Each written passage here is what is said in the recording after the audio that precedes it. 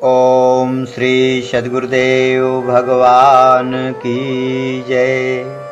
मानस बोध भाग 2 खष्ट सोपान। श्रीखंड सम पावक प्रवेश कियो सुमिरी प्रभु मैथिली। जय कोसुलेश महेश बंदित चरण रति अति निर्मली। प्रतिबिंब अरुलौकिक कलंक प्रचंड पावक महु जरे। प्रभु चरित काहु न लखे नभ सुर सिद्ध मुनि देखहि खरे। क्यों यह लिख दिया कि सीता जी को जो लौकिक कलंक था वह आग में जल गया। कहीं कुछ खराबी हुई क्या? इसका तो यहाँ कोई मतलब नहीं था लिखने का। सीता तो आग में सुरक्षित रख दी गई थी और फिर उसके बाद अपहरण वगैरह क्रियाएं हुई, इसलिए सीता वह है नहीं जिसे स्पर्श किया गया या लंका में रखा गया। सीता जो अग्नि के पास धरोहर थी उससे अपनी चीज वापस ले ली, उसमें कलंक का प्रश्न ही नहीं पैदा होता।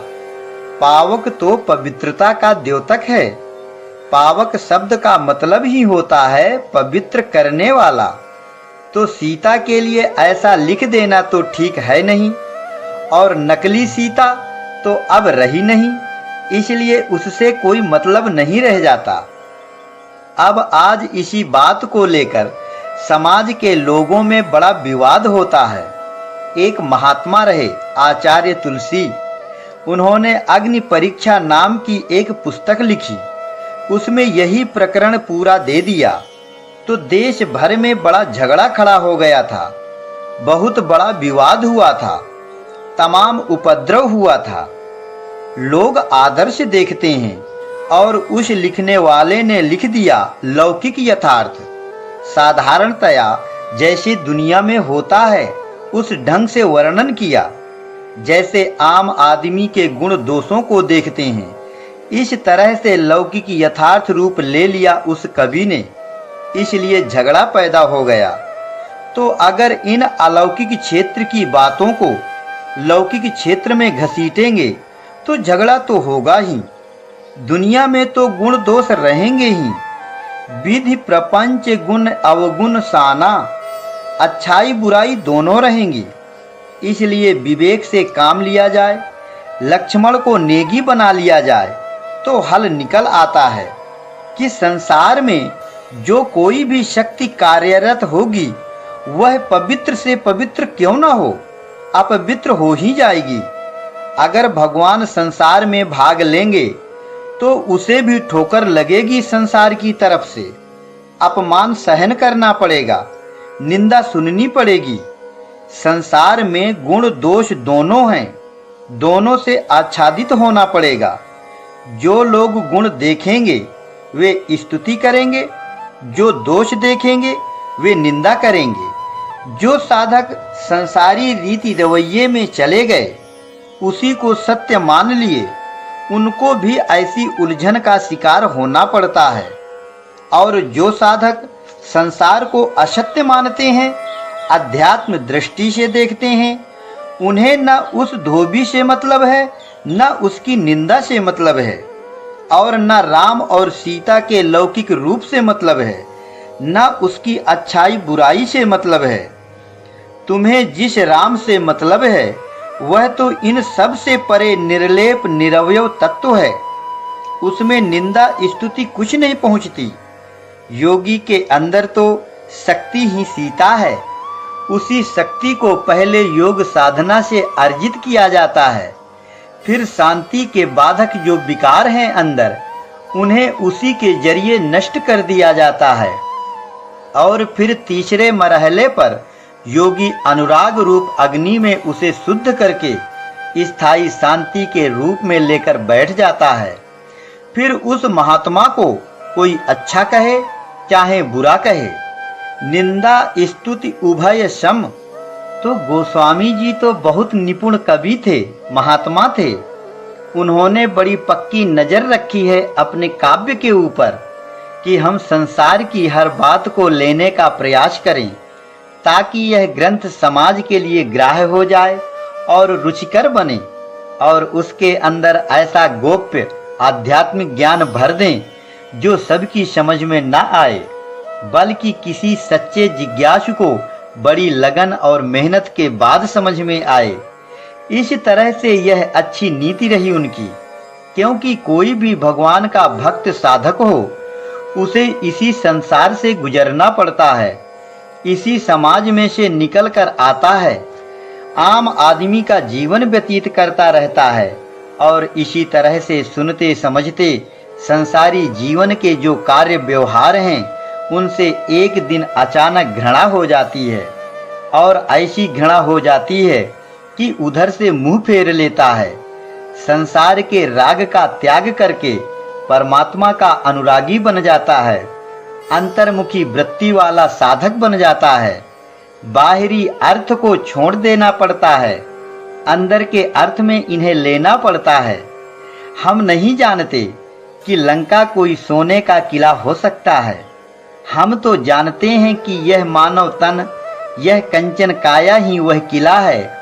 इसमें आसक्ति होने का नाम लंका है।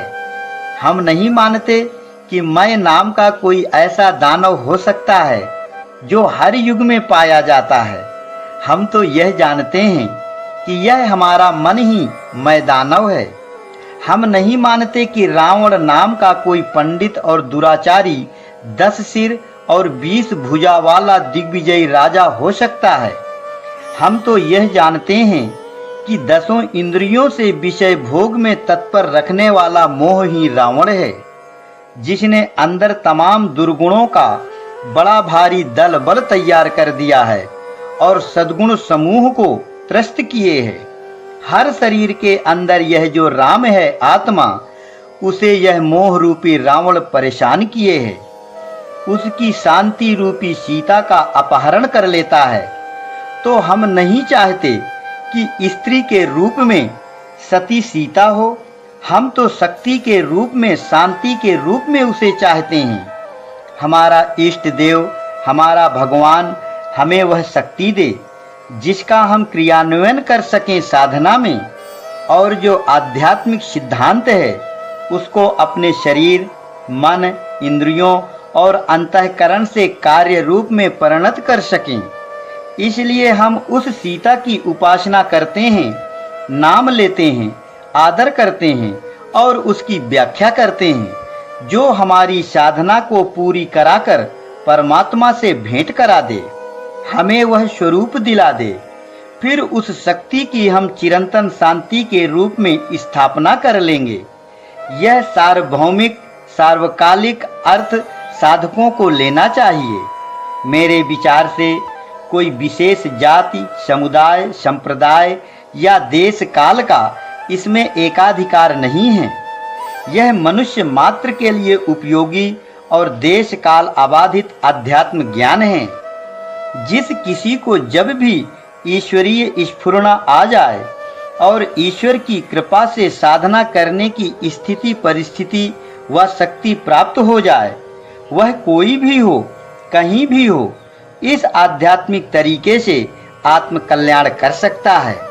यही वह धर्म है जो समस्त मानव जाति को ग्राह्य हो सकता है, मानव धर्म हो सकता है, विश्व समुदाय के लिए शांति, सुख और आत्मीयता का वाहक हो सकता है। मानस की कथा का यही उद्देश्य है। इसे बाहरी तरीके से लेंगे, तर्क और वाकजाल का विषय बना देंगे, तो देखो राम का चरित्र गोस्वामी जी ने कितना निर्मल और मर्यादित दिखाया है, लेकिन उसमें भी लोग दाग धब्बा लगा देते हैं। सीता के विषय में अयोध्या के ही लोग उन्हें लांछित करने लगे। लोकापवाद के कारण सीता को घर से निकालना पड़ा। अब आज देखो इसी बात के लिए राम को दोषी मानती है दुनिया कि निर्दोष स्त्री को असहाय वन में छोड़ दिया गया। संबूक का प्रसंग आज भी वर्ग भेद की जड़ों में पानी दे रहा है और इसके लिए दोषी राम को माना जाता है। तो यह दुनिया है दो रंगी, स्तुति भी कर लेगी, निंदा भी कर लेगी। यह संसार अन्योन्याश्रय दोष से युक्त है। इसमें प्रकाश होगा तो अंधकार जरूर होगा। यह नियम है। कोई भी बात हो, ज्यों ही कहने में आई और बाहर समाज में गई त्यों ही बात बिगड़ी। और फिर बिगड़ी बात बनय नहीं, लाख करव किन कोय, रही मन बिगड़े दूध को, मथे न माखन होय। अब जैसे प्रसंगवश मान लिया जाए कि शायद धोबी ने यह बात न कही हो, लेकिन कवि तो मानेगा नहीं। तुलसीदास तो कहे बिना मान नहीं सकते। कवियों में तो इस बात की चाह लगी रहती है कि हमारी कविता समाज को पसंद आ जाए। देखते हो कवि सम्मेलनों में कितने लटके झटके से अपनी कविता सुनाते हैं कवि लोग। कवि का एक ही उद्देश्य रहता है कि मेरी कविता सबको प्रभावित कर दे। इसलिए कवि किसी को छोड़ नहीं सकता, चाहे राम हो चाहे सीता हो। वहां राम सीता का विषय था तो उन्हीं पर कलम चल गई। सीय निंदक अघ ओघ नसाए, तो पक्का हो गया कि सीता की निंदा हुई थी। करते रहे हैं राम की तारीफ, लेकिन सीता की निंदा को प्रमाणित कर दिया। इसी प्रकार उस ब्राह्मण के पुत्र की मृत्यु हुई थी या नहीं, वह किस्सा हुआ था या नहीं क्या पता, लेकिन कवि ने उसे प्रमाणित कर दिया, जो आज भी भारतीय समाज की कोढ़ में खाज बना हुआ है। तो यह दुनिया ऐसे ही रंग बदलती चलती है। साधक तो सीधे निष्कर्ष ले लेता है कि यह तो कवि का धर्म है, वह लिखेगा। अब अगर संसार में हम ख्याति चाहते हैं तो संसार ख्याति ही नहीं देता, अब ख्याति भी देता है। यह दोनों चीज देगा। कवि ने तो धोबी का प्रसंग या संबूक का प्रसंग राम की प्रशंसा में ही लिखा था, लेकिन वही बात निंदा का हेतु बन गई। तो यह संसार एक्शन रिएक्शन है। यहाँ स्तुति का रिएक्शन निंदा के रूप में आ जाता है। इसलिए महात्मा की दृष्टि में निंदा स्तुति दोनों समान हैं। जब जब नाथ सुरन दुख पायो, नाना तनु धरि तुम्हि नसायो, यह खल मलिन सदा सुर द्रोही, काम लोभ मद रत अति कोही, अधम शिरोमणि तब पद पावा, यह हमरे मन संशय आवा, हम देवता परम अधिकारी, स्वार्थ रत प्रभु भगति विसारी, भव प्रवाह संतत हम परे, अब प्रभु पाहि शरण अनुसरे। देखो यह कैसी उल्टी पुल्टी बात लिखी है। ये जो देवता हैं, इनसे ज्यादा विषय कोई होता नहीं है। ये सब सुर इंद्रियों में निवास करते हैं, दिन रात विषय के अलावा कुछ नहीं करते। इंद्रिय सुरन न ज्ञान सोहाई, विषय भोग पर प्रीति सदाई। जीभ रसा स्वाद चाहती है, नेत्र रूप में लुभा रहे हैं, कान शब्द के लिए और त्वचा स्पर्श के लिए सदा लालायित रहते हैं, लेकिन इनका सुरक्षित रहना बहुत जरूरी है। इसलिए परमात्मा इनके पक्ष में सदा खड़ा रहता है। यह विष्णु सत्य पक्षधर है, असुरों का विरोधी है हमेशा खुलेआम, और सब ऋषि मुनि शास्त्र पुराण इसको ठीक मानते हैं। और बुराई की जड़ ये सब देवता बैठे हैं अंदर। बेईमानी तो अंदर से ही स्फुरित होती है और फिर मारे वे जाते हैं जो बेईमान लोग हैं। इस तरीके से इस सृष्टि का ऑटोमेटिक तरीका ही ऐसा बना हुआ है। यह बड़ी विचित्रता है। इसलिए भगवान की माया को अनिर्वचनीय कहा गया है। देवता कहते हैं कि हे भगवान, इस महाअधम रावण को आपने अपना पद दे दिया। यह देखकर बड़ा आश्चर्य हमारे मन में है। तो देखिए, भगवान नाम का कोई व्यक्ति तो है नहीं, वह तो एक शिला, एक लेवल, एक भूमिका है। वह तो ऐसा है कि जिसकी उसमें रुचि होती है और लगन होती है, उसे वहां बैठा दिया जाता है। और इस बाहर की दुनिया में तो अपना पद देने का मतलब हुआ कि राम उस पद से हट गए और रावण को उस पर बैठा दिया, ऐसा वह पद नहीं है। परमात्मा एक ऐसा लेयर है कि उसमें सब समाहित हो जाता है और उसी का रूप बन जाता है। ये देवता जो बोल रहे हैं अपने स्तर से बोल रहे हैं। परमात्मा के स्तर पर सुर असुर, अच्छा बुरा कुछ नहीं होता। वह एक रस तत्व है, अद्वैत कोटि की बात है। तो देवता उसे नहीं समझ सकते, उसे तो महात्मा ही समझते हैं। गोस्वामी जी समझते हैं कि क्यों उसे अपना पद दे दिया। महात्मा गुण अवगुण से परे समदर्शी होते हैं। दुनिया के द्वंद्व से, संसार के सर्कुलेशन से ऊपर उठे हुए रहते हैं। इसलिए वे उस लेवल को समझते हैं, अनुभव कर सकते हैं। परमात्मा से ही सुर असुर सब पैदा होते हैं। एक बायां अंग, एक दाहिना अंग, दोनों अंग उसी के हैं। उसके स्तर से इनमें अभेद होता है। संत उस अभेद स्थिति की अनुभूति लिए रहते हैं, उसमें प्रतिष्ठित रहते हैं। इसलिए उसे जानते हैं, उसकी व्याख्या कर सकते हैं। रघुपति प्रथम प्रेम अनुमाना, पितहि चितय दीन है दृढ़ ज्ञाना। ताते उमा मोक्ष नहीं पायो, दशरथ भेद भगति मन लायो। सगुनोपासक मोक्ष न लेही, तेहि कहूँ राम भगति निज देही। बार बार करि प्रभु ही प्रणामा, दशरथ हरसि गए सुरधामा। दशरथ की भी वही गति हुई जो देवताओं की होती है, क्योंकि सदगति तो इन्हें चाहिए नहीं। सदगति कहते हैं मोक्ष को, और वह उन्हें लेना नहीं। तो फिर दो ही तो हैं, सदगति या दुर्गति। दशरथ हरसि गए सुरधामा, देवलोक को चले गए, स्वर्ग चले गए। और अभी अभी क्या कह रहे थे कि ये स्वर्ग के देवता लोग, भव प्रवाह संवत हम परे। तो अब दशरथ भी उसी भव प्रवाह में दुर्गति को भोगने के लिए सुरलोक चले गए, क्योंकि मोक्ष उन्हें नहीं चाहिए। यह जो देव दानव स्वर्ग नरक है, यह संसार क्षेत्र की बातें हैं। तो वहीं के वहीं रहे और तारीफ के पुल बांधे पड़े हैं। अपनी बात की आज भी घोटाई पिटाई करते चले जाते हैं। कहते हैं भक्ति लो ज्ञान नहीं, क्योंकि ज्ञान मोक्ष प्रद वेद बखाना, और उनके लिए इसकी मनाही है। सगुनोपासक मोक्ष न लेही। इसलिए भगवान ने तो बड़ी दया करके दृढ़ ज्ञान दिया दशरथ को, लेकिन उन्होंने भगवान की यह भेंट स्वीकार नहीं किया और इंद्र के देवलोक को चले गए। दशरथ भेद भगति मन लायो, क्योंकि अभेद या मोक्ष उन्हें पसंद नहीं है।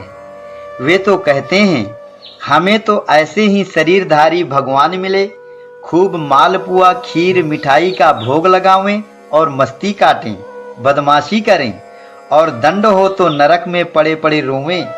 यही सब ठीक है, मोक्ष में क्या मिलेगा, ये ऐसा कहते हैं।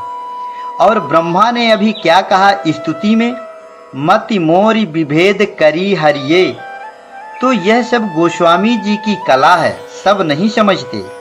अरे दशरथ को तो तब भी इंद्र आधा सिंहासन देता था, आगे बढ़कर स्वागत करता था। स्वर्ग से ज्यादा वैभव था उसके पास। सुरपति होई जेहि आगे लेई, अरध सिंहासन आसन देई। दशरथ धन लखि धनद लजाही। तो वहां जाकर क्या लाभ मिला, जैसे कि तैसे रहे दशरथ।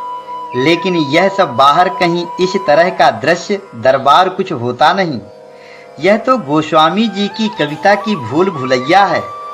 ये सब बातें साधक के अंतर जगत में आती हैं। शरीर अनुगत मन में चेतन का प्रतिबिंब है दशरथ, इंद्रिय अनुगत मन में चेतन का प्रतिबिंब है इंद्र। ये एक ही है दोनों, समय समय पर अपने अपने क्षेत्र में कार्यरत रहते हैं। इंद्रियां स्वरूपतः आध्यात्मिक हैं। 10 इंद्रियां और 4 अंतःकरण, ये 14 अध्यात्म हैं। और इनमें जो चेतन का प्रतिबिंब है वे अधिदैव हैं। इनके विषय अधिभूत कहे जाते हैं। तो ये सब शरीर से भिन्न नहीं हैं। यह सूक्ष्म शरीर और कारण शरीर स्थूल शरीर के साथ जुड़कर कार्य करते हैं, है तो अलग अलग।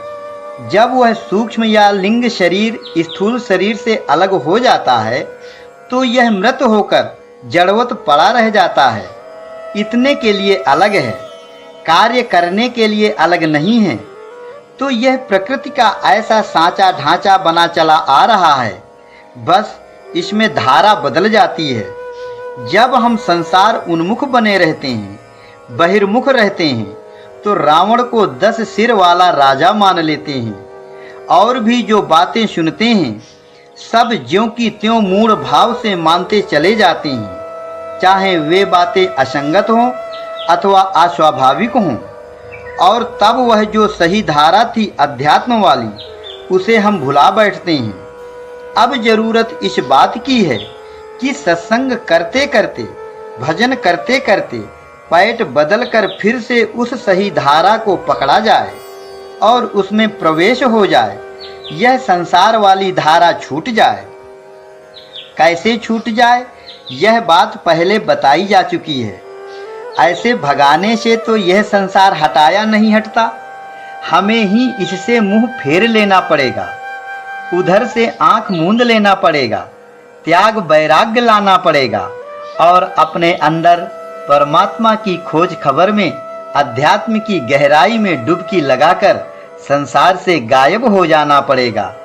अगर इस तरह गाड़ी सही लाइन में आ जाए तब ठीक हो जाए और ये सब चित्र जो बन गए हैं दिमाग में बाहर वाले, ये सब हट जाएं। अब बताइए कि देर नहीं लगती। जहां लंका का नाम आया कि तुरंत चित्र खड़ा हो जाता है और लंका है ही नहीं। यही शरीर है, इसमें आसक्ति हो जाने का नाम लंका है। फिर मैं मेरा का भाव, यह मोह इसमें जमावट लेकर बैठ गया, मोह का साम्राज्य हो गया। यह रावण राजा बन गया इसमें। इस तरह से अंदर ही अंदर पकड़ बनाते चले जाएं तो फिर मानस का सही अर्थ आ जाएगा, पैठ बदल जाएगा, गाड़ी सही दिशा में दौड़ने लगेगी, तो हम अपने गंतव्य को पा सकते हैं। अगर हम नहीं बदल पाए और कथा सत्संग सुनते ही रह गए तो मतलब ही क्या रहा सुनने का। फिर पंडित में और पागल में अंतर ही क्या रहा, कोई अंतर नहीं। चाहे हम आचार्य हों, चाहे पोस्टाचार्य, पीएचडी या डीलिट कुछ भी हों, उसका क्या मतलब रहा। भले ही हम सब वेद शास्त्र कंठस्थ कर लें, सब सूत्रों को याद कर लें और वाक जाल में लोगों को फंसा लें, लेकिन अगर वह कला तुम्हें नहीं आई जो आनी चाहिए, वह रहनी, वह क्षमता, वह तरीका नहीं पकड़ में आया, तो कुछ भी नहीं आया। वह विद्वता किस काम की रही। कहते हैं सा विद्या या विमुक्तये, विद्या वह कही जाएगी जो भव बंधन से मुक्ति दिलाए। यह उद्देश्य होना चाहिए। तो अब जितने देवता हैं, ब्रह्मा, शंकर जी, इंद्र और राम के पिता दशरथ जी, ये सब वहां इकट्ठे होते हैं। युद्ध के पहले नहीं मिले, युद्ध के बाद जीत जाने पर ये सब आते हैं। तो ये सब बाहर के प्रसंग नहीं हैं और न तो भगवान बाहर कहीं बैठा रहता है कि आओ मुझसे मिलो। भगवान न जन्म लेता है न मरता है, वह तो आकाश से भी व्यापक, निर्मल और सूक्ष्म तत्व है। आत्मा उसे कहते हैं, परमात्मा उसे कहते हैं। वह राम है, सबसे अछूता निर्लेप तत्व है वह। जन्म तो यह शरीर लेता है, यही विनष्ट होता है। इसमें रहने वाला अविनाशी आत्मा है भगवान। उसे तो कोई समझता नहीं, बाहर बाहर ढूंढ रहे हैं। अगर यहाँ के लोगों से पूछो तो कहेंगे बद्री नारायण जाना है दर्शन करने, और वहाँ बद्रीनाथ वालों से पूछो तो कहेंगे चित्रकूट जाना है भगवान का दर्शन करने। अगर इस तरह से तेली के बैल की तरह आंख में पट्टी बांधकर चलते रहे तो कभी शांति नहीं मिलेगी। इसलिए पहले भगवान का सही ठौर ठिकाना जान लिया जाए, तब उससे मिलने चला जाए। कबीर ठीक ही कहते हैं कि चलन चलन सब कोई कहे, मोहि अंदेशा और साहब सो परिचय नहीं, पहुंचोगे के ही ठौर। वही बात है कि घर में वस्तु धरी नहीं सूझे, बाहर खोजन जासी, संतो सहज मिले अविनाशी। तो कोई काबे केदार के चक्कर लगा रहा है, दिलदार यार मेरा पर्दे में छिप रहा है। वह परमात्मा हमसे बहुत नजदीक है, अभिन्न है, अपना आत्मा, अपना स्वरूप है। वह तो कहता है कि मोको कहाँ ढूंढे बंदे, मैं तो तेरे पास में, ना मंदिर में, ना मस्जिद में, ना काबा कैलाश में। इस संसार से हमें क्या मतलब? यह नश्वर है, इसे साथ रहना नहीं, इसलिए हमारा यह है नहीं। हमारा तो वह है जो सदा हमारे साथ रहता है, कभी हमसे अलग नहीं होता। उसे पहचानना है और उसी में रहना है।